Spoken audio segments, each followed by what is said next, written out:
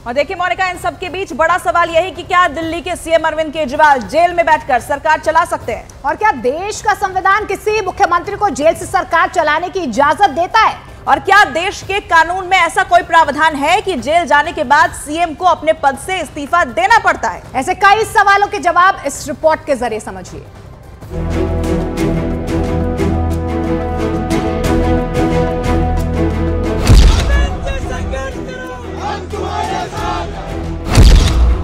पिछले 2 महीने में 2 सिटिंग सीएम गिरफ्तार हो चुके हैं। हेमंत सोरेन ने गिरफ्तारी से ठीक पहले झारखंड के सीएम पद से इस्तीफा दे दिया था, लेकिन अरविंद केजरीवाल ने गिरफ्तारी के बाद भी दिल्ली के सीएम पद से इस्तीफा नहीं दिया। तो सवाल है कि क्या कोई सीएम जेल से सरकार चला सकता है? अगर कोई सीएम जेल में बंद हो तो क्या वो सरकारी फाइलों पर दस्तखत कर सकता है?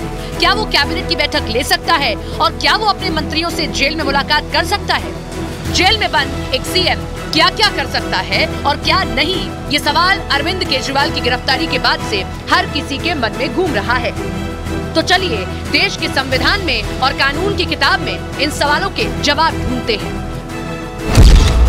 सुप्रीम कोर्ट कहता है कि रिप्रेजेंटेशन ऑफ पीपल्स एक्ट में ऐसा कोई प्रावधान नहीं है जो किसी मंत्री को जेल जाने पर पद से इस्तीफा देने के लिए मजबूर करता है। लेकिन अगर किसी मंत्री को 2 या 2 साल से ज्यादा की सजा मिल जाती है तो उसे पद से इस्तीफा देना पड़ता है। संविधान में किसी सीएम को जेल से सरकार चलाने पर भी कोई रोक नहीं है, लेकिन एक पेच जरूर है और वो है जेल अथॉरिटी की मंजूरी। जेल से सरकार चलाना कितना प्रैक्टिकल होगा, ये जेल के नियमों से लेकर जेल प्रशासन की इजाजत पर निर्भर करता है। क्या सीएम केजरीवाल जेल से वीडियो कॉन्फ्रेंस के जरिए या सभी मंत्रियों को बुलाकर कैबिनेट मीटिंग कर सकते हैं, फाइलों पर दस्तखत कर सकते हैं? ये पूरी तरह से जेल प्रशासन की मंजूरी पर निर्भर करता है।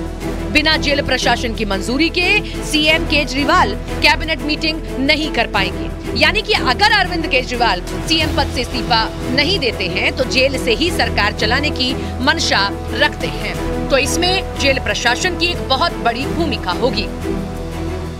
डेफिनेटली ये कोई पहली मर्तबा नहीं हुआ। आपके सामने झारखंड के हुए हैं, पहले भी हुआ है, लेकिन लालू जी हुए हैं। लेकिन गिरफ्तारी होना अगर किसी के खिलाफ ऑफेंस है, कोई अबाबती लॉ तो है नहीं।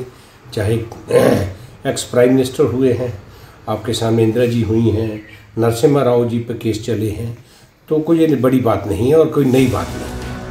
अब जरा भारतीय राजनीति में लोकतांत्रिक परंपरा भी एक नजर डाल ली जाए। किसी राज्य के मुख्यमंत्री रहते हुए गिरफ्तार होने वाले अरविंद केजरीवाल पहले मुख्यमंत्री नहीं है, लेकिन गिरफ्तारी के बाद भी सीएम पद पर बने रहने वाले शायद पहले सीएम हो सकते हैं, और जो जेल से अपनी सरकार चलाएंगे। केजरीवाल से पहले झारखंड के सीएम हेमंत सोरेन को भी ईडी ने गिरफ्तार किया था। गिरफ्तारी के बाद हेमंत सोरेन ने मुख्यमंत्री पद से इस्तीफा दे दिया था और उनकी जगह चंपाई सोरेन मुख्यमंत्री बने। इस तरह तमिलनाडु में जयललिता भी मुख्यमंत्री पद पर रहते हुए गिरफ्तार हुई थी, तब उनके इस्तीफे के बाद पनीर सेल्वम को मुख्यमंत्री बनाया गया था। बिहार में लालू प्रसाद यादव ने गिरफ्तार होने के बाद सीएम पद से इस्तीफा दिया, जिनकी जगह राबड़ी देवी को मुख्यमंत्री बनाया गया था। यानी कि कानून बाध्यता न होने पर भी राजनीतिक नैतिकता और परंपरा की लाज रखते हुए इन नेताओं ने सीएम का पद छोड़ दिया। लेकिन अरविंद केजरीवाल शायद ऐसा न करें और भारतीय राजनीति में एक नई रवायत शुरू करें, जेल से सरकार चलाने की रवायत।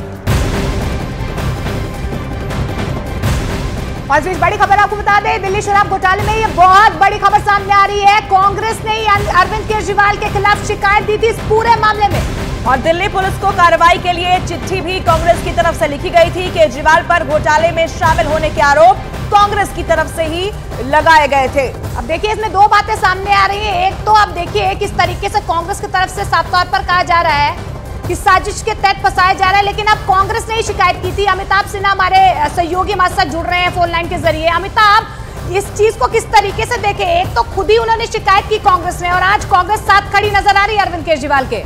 बिल्कुल, ये चिट्ठी का मकसद यही है। चिट्ठी जो सामने आई है कि कांग्रेस के डबल स्पीक को, यानी दोहरे मापदंड को एक्सपोज करना, कि वो बार बार जून 2022 की ये चिट्ठी जो complain Delhi police commissioner Rakesh Asthana को लिखी गई है, उसमें लिखा गया है ये मल्टी करोड़ स्कैम है जो illegal distribution of legal licences के मामले में बनता है, इसलिए इसकी जानकारी ली जाए। और कई ग्रुपों के बारे में जानकारी दी गई और साफ साफ इस चिट्ठी में को दिल्ली प्रदेश कांग्रेस कमेटी ने कहा था कि जो पूरे कॉर्पोरेट अफेयर्स मिनिस्ट्री से निकाले हुए कागजात हैं और धंधी कागजात हैं, अब 500 करोड़ रुपए से ज़्यादा का घोटाला हुआ है, इसलिए इसकी एफआईआर दर्ज की जाए और इसके दोषी जो मंत्री हैं और केजरीवाल अरविंद केजरीवाल उनके खिलाफ कार्रवाई की जाए। यानी दिल्ली प्रदेश कांग्रेस कमेटी ने केजरीवाल के खिलाफ इसी मामले में कार्रवाई की मांग अब से 2 साल पहले की थी। और यही बताता है, जब कांग्रेस बार बार कूद रही है अरविंद केजरीवाल के समर्थन में, तो ये चिट्ठी यही बताती है, वो बेनकाब करती है कांग्रेस के उस दोहरे रवैये को कि वो भ्रष्टाचार के खिलाफ हैं,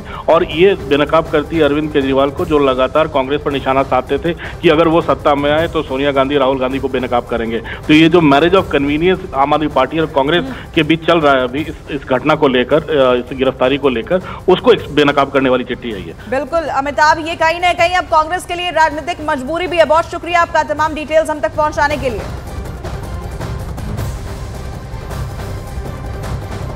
तो ये बड़ी खबर हम आपको बता दें कि 2 साल पहले कांग्रेस ने ही केजरीवाल के खिलाफ इस पूरे मामले को लेकर शिकायत की थी, दिल्ली पुलिस को कार्रवाई के लिए चिट्ठी लिखी थी, लेकिन अब ये कांग्रेस की राजनीतिक मजबूरी है कि केजरीवाल के साथ वो नजर आ रही है। दूसरी तरफ केजरीवाल की गिरफ्तारी के बाद सियासी माहौल में भी जबरदस्त उथल पुथल देखने को मिल रहा है। देखिए, आम आदमी पार्टी और पूरा विपक्ष जहां पर केंद्र सरकार पर तानाशाही का आरोप लगा रहा है, तो भाई बीजेपी का क्या कहना है, ये भी सुन लीजिए। जी हाँ, बीजेपी का कहना है कि दिल्ली के सीएम और उनकी पार्टी ने जैसा किया वो वैसा भुगत रहे हैं।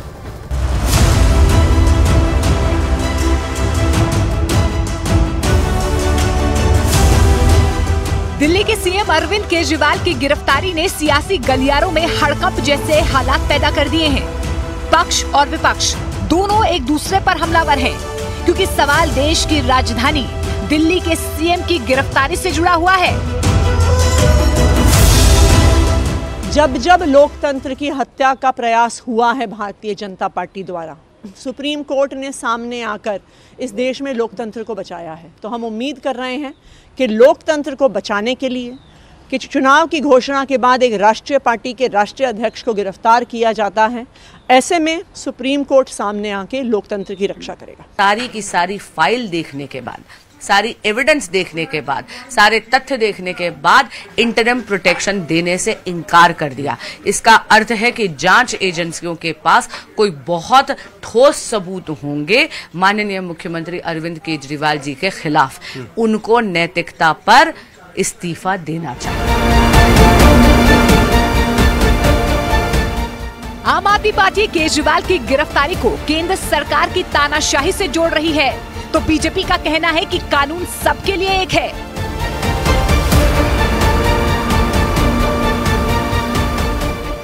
अरविंद केजरीवाल जी की गिरफ्तारी इस देश के अंदर तानाशाही की घोषणा है, इस देश के अंदर लोकतंत्र की हत्या का प्रमाण है।